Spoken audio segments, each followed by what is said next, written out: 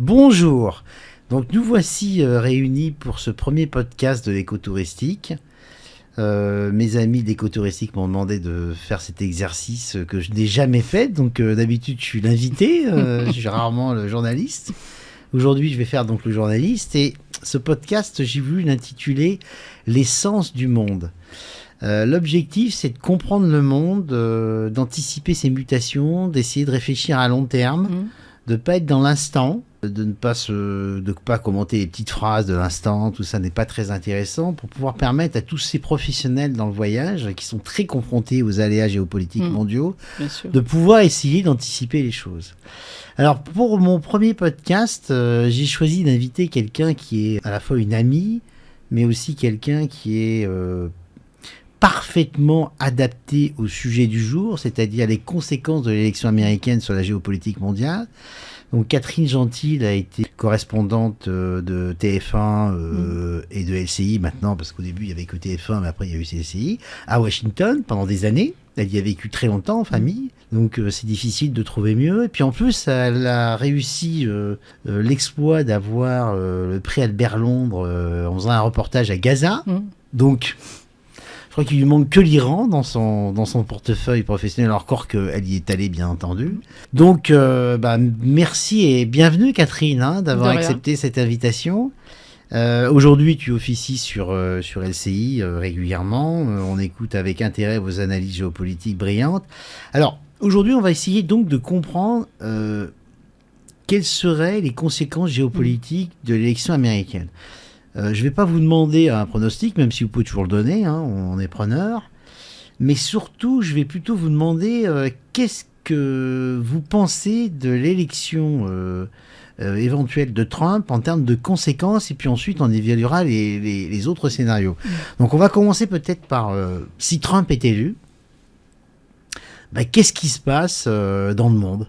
Dans les grands conflits géopolitiques mondiaux, que sont bien sûr l'Ukraine, Israël et même la Chine, évidemment, avec Taïwan. Si Trump est élu, c'est simple, c'est ce qui fait mettre sur toutes les casquettes qui vend à ses supporters, c'est rendre sa grandeur à l'Amérique, ce qui veut dire dans le langage trumpiste, l'Amérique d'abord. Et pour obtenir pour arriver à cet objectif, ça veut dire qu'il n'y a plus de monde avec les relations qu'on a connues dans le passé, que Donald Trump s'en vante d'ailleurs. Il dit lui-même qu'il est un homme d'affaires et que ce qui l'intéresse, c'est de passer des deals. Donc tout ce qui est organisation internationale du type l'ONU, l'accord sur le climat, l'OTAN évidemment dont il a parlé, tout ça pour lui c'est l'ancien monde. Ce qu'il veut c'est avoir des relations bilatérales avec tel ou tel pays, telle ou telle organisation éventuellement, mais toujours au profit des États-Unis. Et d'ailleurs il a dit que s'il était élu le 5 novembre, il n'attendrait même pas janvier et son investiture pour commencer à appeler à droite et à gauche, à commencer par l'Ukraine, vraisemblablement Israël. Donc ça veut dire qu'il est déjà en fait dans cette démarche, à supposer bien sûr qu'il soit élu. Mais ça veut dire que on fait dans ce scénario là pour l'instant. Voilà, c'est ça. Ça veut dire que ce sera une Amérique et surtout un Trump totalement décomplexé. Parce qu'il a passé déjà 4 ans à la Maison-Blanche. Là, s'il revient, ça va être en vainqueur et ça va être une vengeance extraordinaire pour lui, puisqu'il faut quand même se souvenir qu'il n'a toujours pas reconnu sa défaite de 2020. Toujours pas, exactement. Il est toujours dans la rhétorique « on m'a volé ma victoire », bien plus grave, on a volé sa victoire au peuple américain. Et donc, là, je reviens à la Maison-Blanche et en fait, je vais nous venger. Donc, je vais appliquer à 100 ou 200% le programme qui est le mien en matière économique, en matière internationale, en matière aussi de politique intérieure. Là, il a lancé une rhétorique ces derniers temps sur les ennemis intérieurs qu'il va falloir éliminer. Ça sent un peu le maccarthisme. Donc, il va aller encore plus que d'habitude à 100%. Prenons l'Ukraine. Il nous a dit qu'il allait régler le problème en 48 heures ou 72 heures. Quel est votre regard sur ce qu'il souhaite faire concrètement, c'est-à-dire il peut ne pas réussir, mais s'il réussissait, concrètement, qu'est-ce qu'il voudrait faire ? Qu'est-ce qu'il voudrait proposer ? Mettre un terme à la guerre en Ukraine. Oui. Parce qu'il veut arrêter d'envoyer, comme il dit lui-même, des millions de dollars à l'Ukraine pour défendre sa frontière face à la Russie. Le slogan des républicains trumpistes, c'est de dire tous ces millions de dollars, il faut qu'on les garde pour défendre notre frontière face au Mexique pour arrêter les Et vous pensez les que c'est mouvements de migrants. possible qu'il arrive à arrêter cette guerre en trouvant un deal avec les Ukrainiens et les Russes? Vous pensez que c'est possible? Je pense que le deal, il va être un deal à la Trump. C'est-à-dire qu'en fait, il va dire aux Ukrainiens, vous abandonnez le Donbass et la Crimée. Après, éventuellement, on enrobera un peu ça en disant, on va se donner un certain nombre d'années pour y réfléchir, trouver une solution, etc. Mais ça va être pour sortir, en fait, de cette espèce d'ornière. Parce que pour les Américains, mais même Joe Biden l'avait dit, qui est loin d'être trumpiste, enfin, l'avait dit, on l'avait su, c'est que l'objectif, à travers cette guerre aussi, c'était d'affaiblir la Russie pour les 20 à 30 années qui viennent. Pour que durant ces quelques décennies, en fait, les États-Unis aient toute l'attitude pour se tourner vers leur vrai problème et leur vrai adversaire qui est la Chine. Donc, une Russie affaiblie pour quelques décennies, ça permet aux Américains de faire le boulot, comme ils disent, sur la Chine. Après, il faut se souvenir qu'il y a un problème personnel entre Donald Trump et Volodymyr Zelensky. Parce que quand Volodymyr Zelensky est élu et qu'il vient à Washington, Donald Trump est à ce moment-là à la Maison-Blanche. Donc il y a une rencontre et puis surtout il y a un coup de fil qui est devenu célèbre parce que ça a failli conduire justement à la destitution de Donald Trump. Donc rancunier comme il est, évidemment, c'est quand même pas anecdotique. Ce qui s'est passé, c'est qu'en fait le fils de Joe Biden, un des fils, travaillait, entre guillemets, travaillait pour une entreprise de gaz ukrainienne. Et il y avait, on va dire, un petit doute sur l'honnêteté totale de cette relation de Hunter Biden et de cette entreprise ukrainienne. Et donc, une enquête avait commencé à être diligentée. Et Donald Trump, en gros, a dit à Volodymyr Zelensky, jeune président ukrainien, on doit vous fournir, je crois que c'était 100 millions de dollars d'aide en armement. Donc, ce qui serait bien, c'est qu'en même temps, vous relanciez un peu l'enquête sur Hunter Biden. Alors, évidemment, ça fait un tout petit peu bizarre quand même quand on pense que c'est une conversation entre deux chefs d'État, dont l'un qui était donc le président de la plus grande puissance du monde. Et évidemment, c'est un souvenir pour Donald Trump qui est assez douloureux, puisqu'à la suite de ça, quand ça s'est su, les démocrates ont lancé une procédure d'impeachment, de destitution. Ils voulaient en profiter pour essayer de destituer Donald Trump en disant évidemment que c'était absolument... Voilà. Donc il a un lourd passif avec l'Ukraine en général et avec un certain Volodymyr Zelensky en particulier. Mais Catherine, si il obtient cet accord de paix, partons de ce principe, avec probablement une garantie de sécurité pour le reste de l'Ukraine contre le fait que l'Ukraine lâche le Donbass et la Crimée. Bon. Puisque la théorie de Trump, c'est America First, est-ce que, eu égard à l'argument que vous avez donné sur la raison de soutenir l'Ukraine de la part de Biden, c'est-à-dire d'affaiblir la Russie pour pouvoir se concentrer sur la Chine, est-ce que c'est aussi autant l'intérêt des Américains que ça en a l'air de trouver ce plan de paix? Et par ailleurs, qu'est-ce qui garantit que Poutine ne va pas en profiter pour avancer un peu plus loin sur d'autres pays, la Moldavie, la Lituanie, les minorités russes, pourquoi pas même la Pologne, soyons fous. C'est-à-dire que finalement, ça serait une paix artificielle, parce qu'en réalité, on encouragerait Poutine éventuellement à aller plus loin. Qu'est-ce que vous pensez de ça? Alors, dans la tête de Donald Trump, c'est que lui, Trump, c'est le mal alpha. Il l'a toujours dit, il a dit, si j'avais été président, Poutine n'aurait jamais osé attaquer l'Ukraine. Donc, dans son esprit, il va passer un deal avec Poutine, où il y aura une architecture de sécurité quand même en Europe. Alors, avec Donald Trump, ce ne sera peut-être pas à la virgule près, mais c'est son idée. C'est-à-dire, on va négocier d'homme à homme, de vrai mec à vrai mec, parce que c'est ce qu'il dit de Poutine et de Xi Jinping. Et là, on va tomber d'accord et on va arrêter là où ça en est. Après, on verra dans le détail sur le Donbass et la Crimée, sur comment ça peut se passer. Après, il va remettre sur les épaules des pays européens quand même le fait de s'armer, de payer sa quote-part de l'OTAN, les fameux 2%.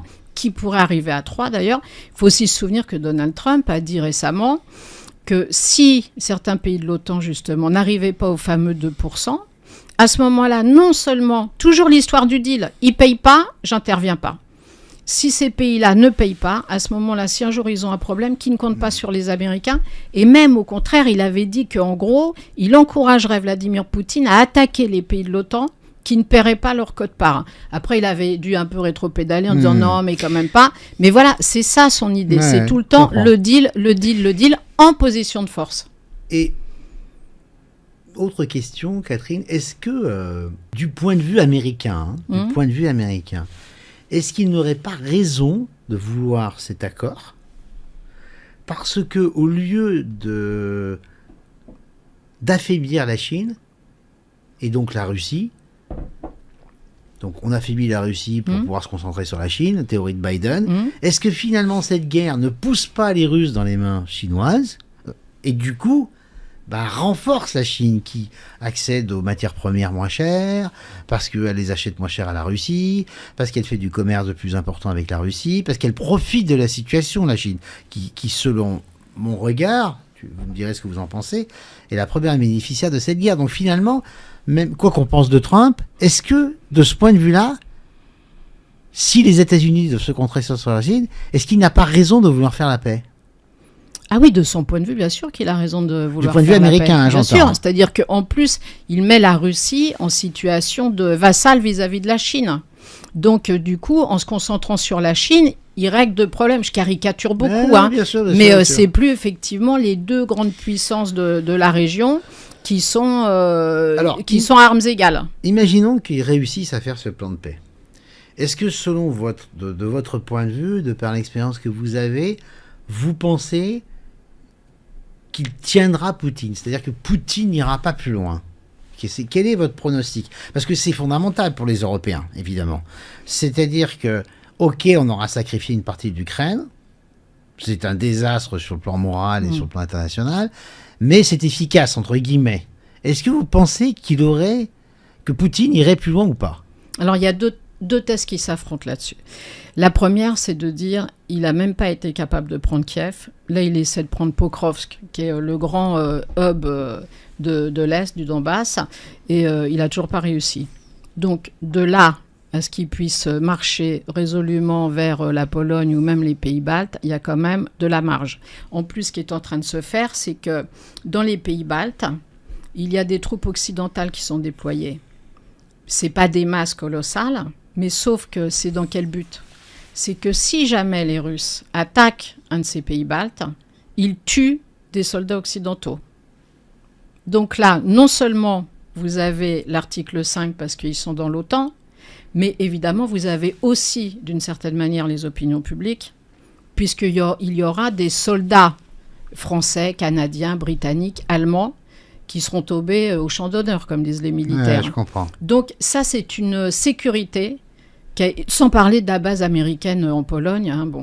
Donc ça, c'est une sécurité, en fait, qui est une garantie de facto pour dire clairement à Vladimir Poutine, si tu t'approches, si tu attaques là, effectivement, c'est pas juste les Baltes, c'est pas juste les Polonais, c'est nous. Et donc, article 5, c'est pas automatique, contrairement à ce qu'on croit, l'article 5. Thèse 1. Thèse 1.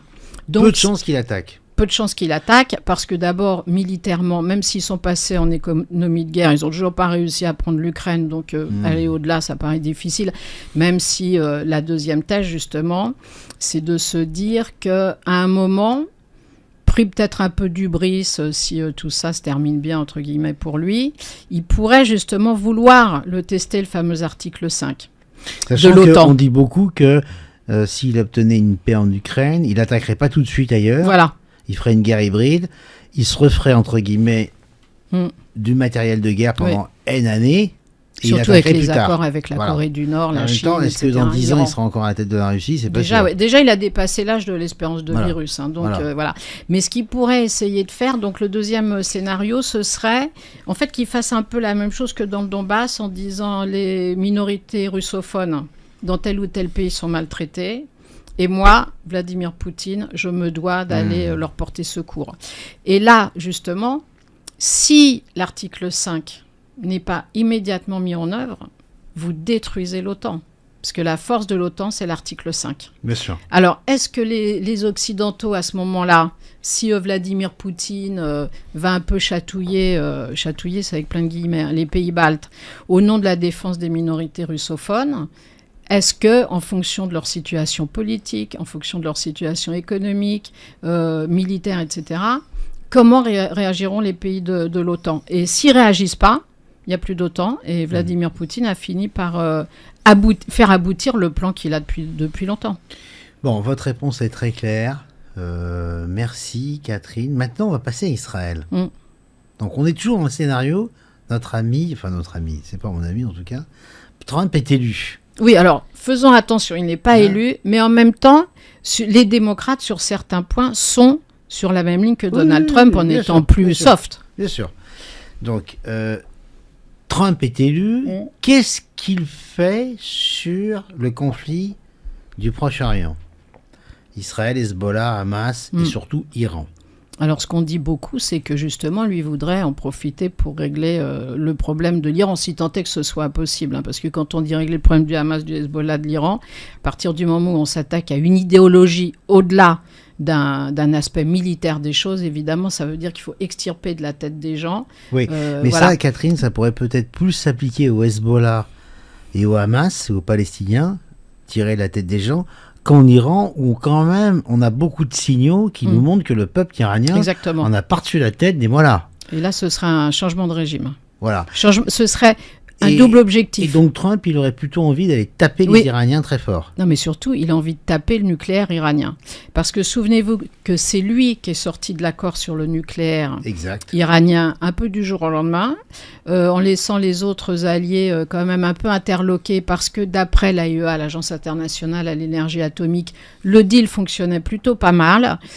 Justement, les experts en nucléaire de l'ONU pouvaient se rendre en Iran, pouvaient vérifier autant que faire se peut, mais Raphaël Grossi, qui est le directeur de l'AIEA, qui est quelqu'un d'extrêmement capé, d'extrêmement qualifié, disait que justement ils avaient suffisamment d'outils quand même pour surveiller ce que faisaient les Iraniens. À partir du moment où Donald Trump est sorti de cet accord, évidemment, les Iraniens en ont profité pour dire non, mais écoutez les gars, nous on n'est plus vraiment tenus par tout ça.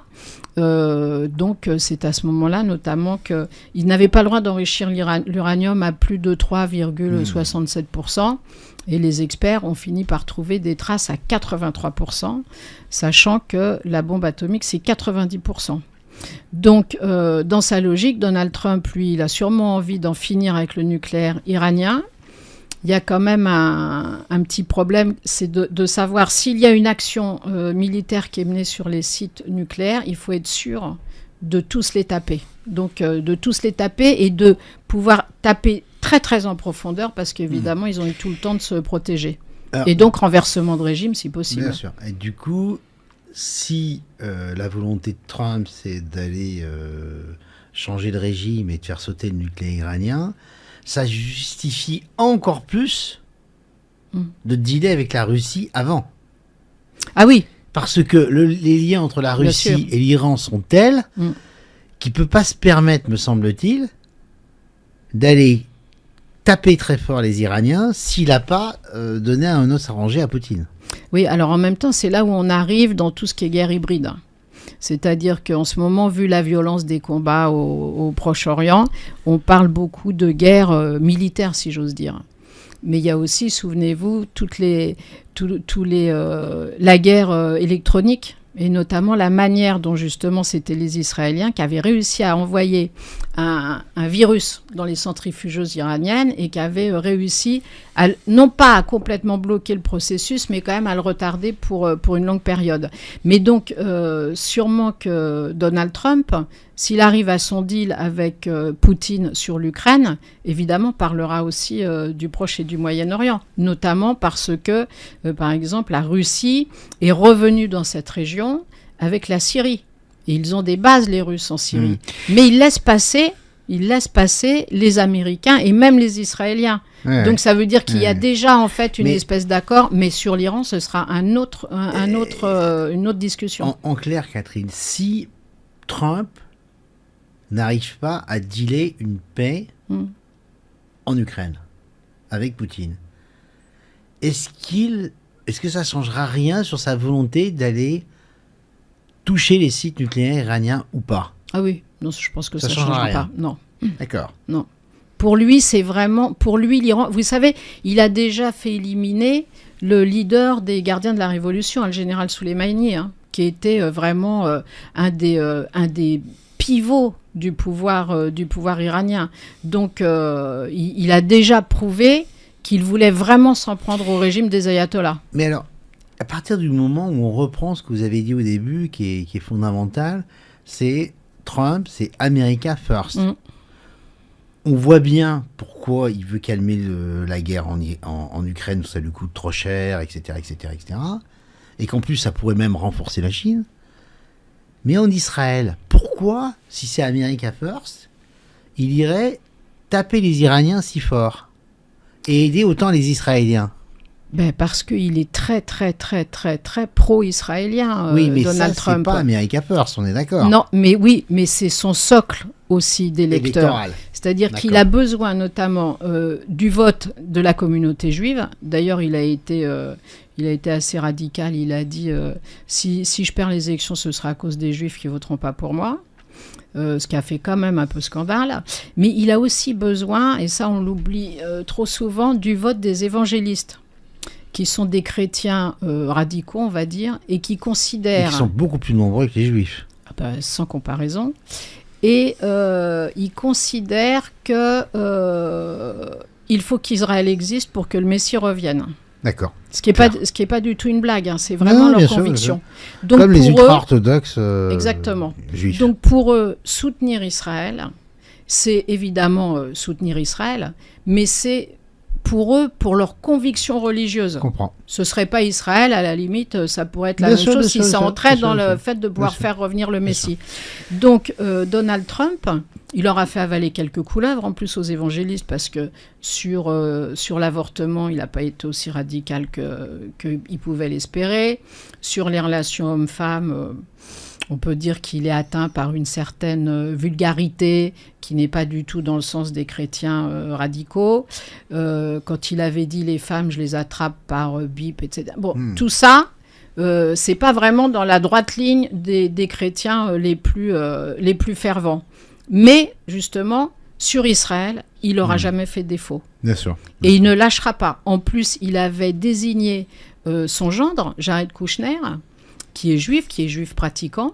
D'ailleurs, la fille de Donald Trump s'est convertie au judaïsme pour l'épouser. Donc, c'est aussi quand même une conviction familiale, religieuse. Parce que... Donc, en alliant les deux, de toute façon, il ne lâchera pas Israël. Ouais, je comprends. Très intéressant. Alors, maintenant, on va se mettre dans l'autre scénario, Catherine. C'est fort intéressant. On a beaucoup développé le scénario Trump. Juste dernière question sur Trump. Vous le voyez agir sur l'Iran très vite après son élection, après sa prise en fonction, parce qu'il ne peut pas agir avant, bien sûr. Là, autant il peut discuter avec Poutine avant, autant là, il ne peut rien faire. Mais vous le voyez agir plutôt vite sur l'Iran. Oui. D'accord. Oui, parce qu'il voudra prouver, justement... Alors, tout ça, si c'est aujourd'hui, Oui, après, il faut voir ce qui peut se passer, s'il y a des éléments qui peuvent être dans l'autre sens. Toutes choses égales par ailleurs. Voilà, mais il voudra prouver que c'est le retour du mal alpha à la Maison-Blanche et sur la planète. Alors maintenant, on se met dans l'autre scénario. Mais attention, détail très important, jamais un soldat américain au sol. Oui, America First. Voilà. Maintenant, c'est Kamala qui gagne. On va mettre de côté le scénario de la contestation trumpiste probable, parce que le résultat sera serré, en estimant que ça durera quelques semaines, mais pas beaucoup plus, et donc finalement, à l'échelle du temps long, c'est pas très grave. Donc si Kamala Harris gagne, qu'est-ce qui se passe sur l'Ukraine ? Alors sur l'Ukraine, elle a dit, elle l'a répété, qu'elle soutiendrait l'Ukraine, qui est justement un point de clivage entre les Trumpistes et les démocrates. Oui, mais est-ce que selon vous, elle va faire comme aujourd'hui, c'est-à-dire un soutien de Biden qui est quand même très contraint par les contraintes juridiques, Congrès, etc., etc. Et donc finalement, et puis surtout contraint aussi parce qu'on ne veut pas attaquer le sol russe, donc statu quo, ou est-ce qu'elle donnerait les moyens sachant qu'elle n'aura pas le Congrès et le Sénat, on le sait, hein, elle donnerait les moyens, ou elle trouverait des compromis avec la Chambre des représentants et du Sénat pour permettre à l'Ukraine de gagner. Non, mais ça va être un peu terrible ce que je vais dire, mais je pense que là, il n'y a plus personne qui considère que l'Ukraine va gagner en termes de retour aux frontières de 91. C'est-à-dire que ce que vous pensez, c'est que finalement, les démocrates ne sont pas si éloignés de la position de Trump sur le fait qu'il va falloir trouver un deal avec les Russes pour calmer le jeu sur ces frontières. Oui, mais alors ce ne sera pas le même deal, Bien ce ne sera sûr. pas la même temporalité, ce ne Voilà. sera pas de la même manière, ce ne sera pas la même relation avec les Hmm. Russes. Mais de toute façon, il est clair que même l'administration actuelle pense depuis un moment qu'en effet, on va s'orienter vers une solution compromis. négociée. Et d'ailleurs, les Ukrainiens eux-mêmes ont dit qu'au prochain sommet pour la paix, ils auraient voulu que les Russes viennent. Ouais, Donc, bien on voit bien que tout est Bien en sûr, train... bien Les sûr. pièces du puzzle sont en train Alors, de se mettre en place. Et probablement que la différence va se situer dans le fait qu'ils vont donner plus de moyens aux Ukrainiens pour être en position Oui. moins de faiblesse Voilà, pour exactement. pouvoir négocier. Tout à Ouais. fait. Bon, très clair. Maintenant, on va du côté israélien. Qu'est-ce qui se passe si Kamala Harris est élue ? Que va-t-elle faire sur la politique actuelle ? On voit par exemple, une question qui m'interpelle beaucoup, c'est que les Israéliens n'ont toujours pas riposté à la dernière attaque iranienne.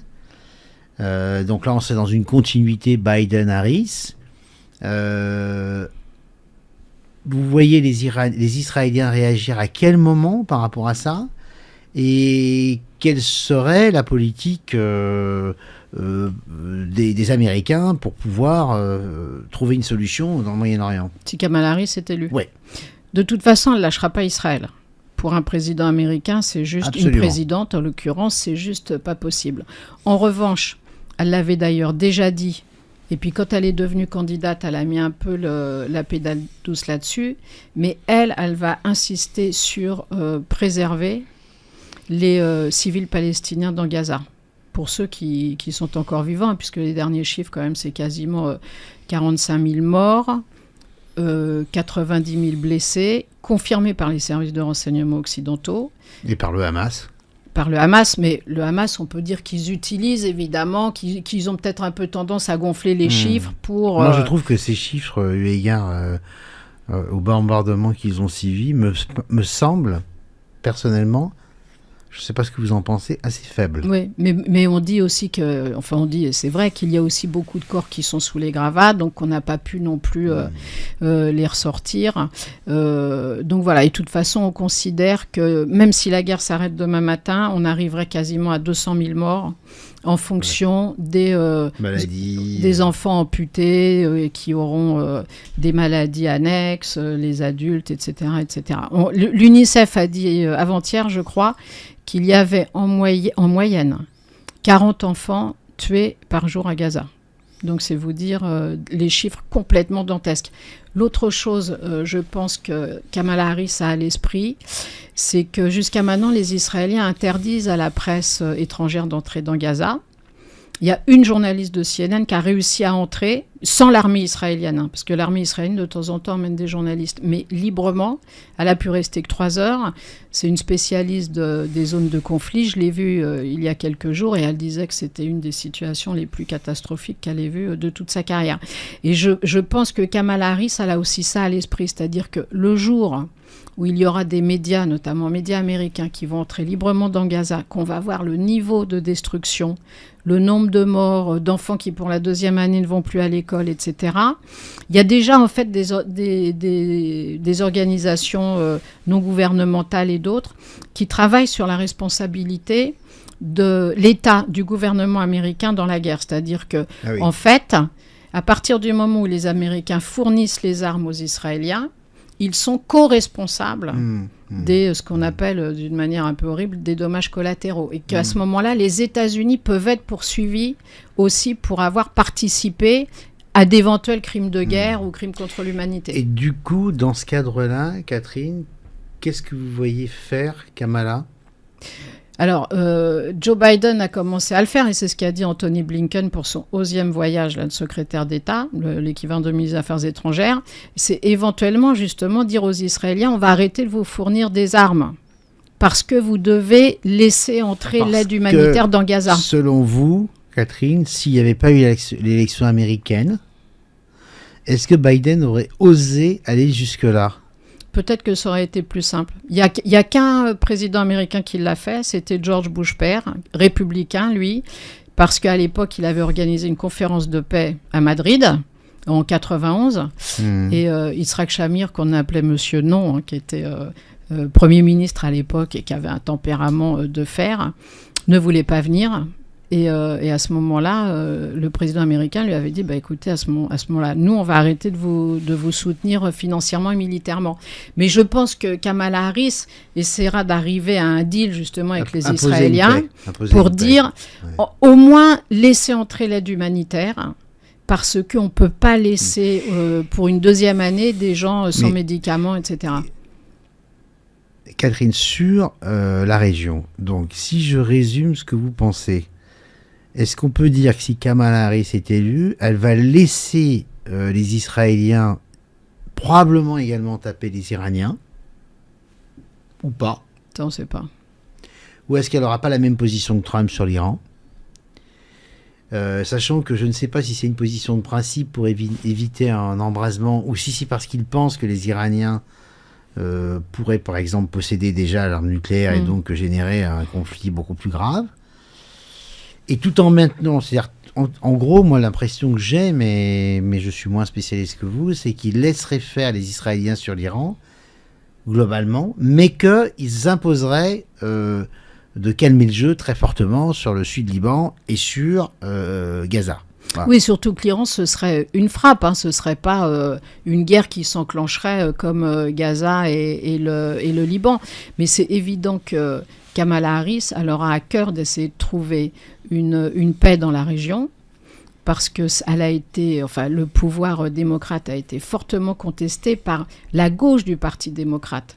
Pas seulement les étudiants qu'on a vu brandir des drapeaux palestiniens dans les universités. Donc aussi, pour garder la cohésion de son propre parti, il faudra qu'elle essaie de trouver une solution de paix. Et puis, on verra aussi si les accords d'Abraham seront relancés. C'est-à-dire que là, pareil, Anthony Blinken a parlé de l'Arabie saoudite qui pourrait renouer avec Israël sur ses plans de paix. Mais de toute façon, là, je pense que le problème, c'est qu'on peut faire des accords de paix entre un certain nombre de pays arabes et d'Israël, ce qui est toujours positif, parce qu'évidemment, ça va dans le sens de la paix.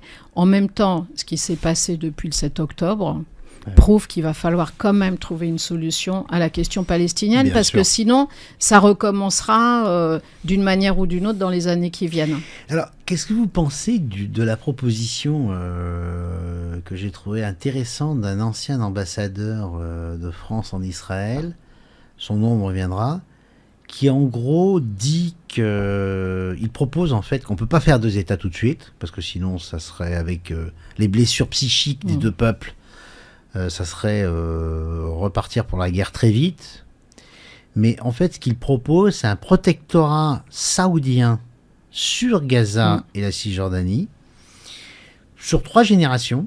Pendant 3 générations, on reconstruit, on envoie les Palestiniens étudier en Europe et aux États-Unis, on calme les esprits qui vont bien entendu être très négatifs, voire de la haine entre ces deux peuples post ces traumatismes du 7 octobre et des bombardements israéliens à Gaza.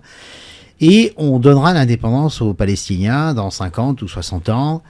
J'ai trouvé que ce plan était intéressant. Oui, tout à fait. C'est innovant, quoi. C'est vrai qu'il va y avoir une telle haine entre, pas tous, mais une partie de ces deux peuples, qui va sûrement durer, d'ailleurs peut-être sur plusieurs générations. Bien d'ailleurs, sûr. On n'en parle pas beaucoup, mais les services occidentaux sont très très inquiets sur les possibilités d'attentats. Parce qu'évidemment, vous imaginez bien que les islamistes, quand vous êtes sur les réseaux sociaux, quand vous voyez les images de Gaza, c'est insoutenable. Donc évidemment, ça circule dans les milieux islamistes radicaux. Et la menace, d'un point de vue du terrorisme, évidemment, sur les pays occidentaux, vus comme les alliés d'Israël, est évidemment très forte. Donc, de toute façon, moi, je pense que la solution, ce sera de toute manière un jour 2 États, avec les garanties nécessaires pour que les Israéliens sachent qu'ils sont en sécurité. Bien sûr. Et pour que les Palestiniens sachent aussi qu'ils ne revivront pas le cauchemar qu'ils sont en train de vivre actuellement à Gaza. Mais ce sera sûrement... Et d'ailleurs, on l'avait touché du doigt, ça, quand il y avait eu l'accord entre Arafat et Yitzhak Rabin et Shimon Peres. Donc, effectivement, après le 7 octobre, après ce traumatisme épouvantable pour les Israéliens, et après cette guerre dans Gaza terrible pour la population civile, ce ne sera pas du jour au lendemain, mais c'est la solution vers laquelle il faut aller. Et d'ailleurs, c'est aussi ce qu'ont dit les Saoudiens, pas de nouvel accord d'Abraham si on ne prend pas en considération la question palestinienne. Donc, si je vous écoute, ça c'est un point positif, on a assez peu de chances d'une guerre mondiale qui commencerait par une violence nucléaire entre Israël et l'Iran. Et maintenant, si on prend le scénario inverse, pour finir, qu'est-ce qui pourrait, en 2025-2026, éviter qu'on continue dans une croissance hubris des dictateurs mondiaux de moins en moins éclairés, qui en plus ont une espèce de revanche à prendre avec l'Occident, qui leur a fait des leçons de morale pendant des années, tout en leur mentant, comme sur l'affaire irakienne, et ça a fait des dégâts, je pense, considérables dans la tête de ces gens. Qu'est-ce qui pourrait inverser cette tendance où chaque jour, chaque mois, on va un peu plus loin vers la dégradation des relations internationales? Qu'est-ce qui pourrait changer la donne? La peur de la Troisième Guerre mondiale. Et on voit d'ailleurs que Vladimir Poutine a fait quand même très attention à ne pas aller au-delà de certaines limites. Il a parlé de temps en temps du nucléaire, mais évidemment, vous imaginez bien que tous les satellites occidentaux sont en permanence verrouillés sur la Russie, et d'autres endroits, mais la Russie évidemment, et qu'on n'a jamais constaté qu'il mettait en œuvre quoi que ce soit pour avoir recours à la bombe atomique ou même faire croire qu'il allait pouvoir le faire. Parce que, en fait, c'est contrairement à ce qu'on voit dans les films, utiliser la bombe atomique, on n'appuie pas sur un bouton rouge. Il y a plein de choses qu'il faut faire avant. Ça, on ne l'a jamais constaté. L'Iran, on voit à quel point ils font tout ce qu'ils peuvent pour que justement ça ne dégénère pas avec Israël. En ce moment, vous avez le ministre des Affaires étrangères iranien qui est en train de faire le tour de tous les pays qui acceptent de le rencontrer pour dire on calme le jeu, on fait attention, etc., etc. Donc, de leur côté, alors évidemment, s'ils sont comme ça aussi, c'est parce qu'ils sont tous sauf sûrs de gagner, si jamais il y avait un engagement réel. Et puis leur régime. Leur régime. Corée du Nord, Iran, c'est quand même leur problème. Moins Poutine, parce que Poutine, quand même... Soutenu par le peuple. Ouais, il est... Alors, même tout cas, si... pour partie. Oui, même s'il a peut-être un peu enjolivé les résultats de la présidentielle, un des rares instituts qui est encore crédible et qui fait des études en Russie prouve qu'il est quand même soutenu par une très large majorité des Russes. Mais pour les autres, c'est quand même pas du tout la même chose. Et je pense qu'ils ont tous envie de changer l'ordre mondial. C'était George Bush qui avait dit le nouvel ordre mondial, etc. Là, maintenant, le nouvel ordre mondial, c'est côté BRICS, et avec la Russie et la Chine qui sont à la manœuvre. Mais pas au point d'arriver à un affrontement militaire majeur. Je comprends. Bon, on va terminer sur cette note positive, Catherine. Voilà. C'était passionnant. Il n'y aura pas la Troisième Guerre mondiale. J'aurais eu des milliers de questions, du coup, je pense que dans quelques mois, je vous réinviterai. Mais attention, il y a des guerres hybrides, pas que militaires. N'oublions jamais ça. Économique, informatique, cyber, etc. D'ailleurs, il y a déjà... Terrorisme, bien sûr. Il y a déjà plus de 5 ou 6 ans, l'armée américaine avait dit que la priorité était donnée à la guerre cyber. Ah oui, bien sûr. D'ailleurs, chez Voyageurs du Monde, on a subi une cyberattaque russe qui nous a mis HS une semaine. Ouais, là-dessus, ils sont pas mauvais. Merci beaucoup, Catherine. De rien. Un plaisir. Merci. Plaisir partagé.